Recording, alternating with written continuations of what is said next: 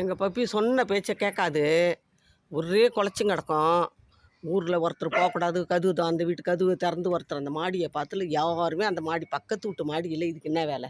அங்கே யாருன்னா வர்றாங்க காத்தோட்டமாக நம்மள மாதிரி இருப்பாங்க. யாரும் வரக்கூடாதுன்னுது. ஒரே குலைச்சிக்கின்னு இருக்குது. என்னத்துக்கு அவ்வளோ குலைக்கணும்? நம்ம வீட்டை வரைக்கும் பார்த்துக்கின்னு அழகாக சுற்றி சுற்றி வந்துக்கின்னு நல்லா சாப்பிட்டுக்கின்னு ஜம்முன்னு இருக்கலாம். அதை விட்டுட்டு ஊரே கதி ஊருக்கு விட்டே சுற்றி சுற்றி சுற்றி பார்த்துக்கின்னு இந்த மாடிங்க பக்கத்தில் வீடு.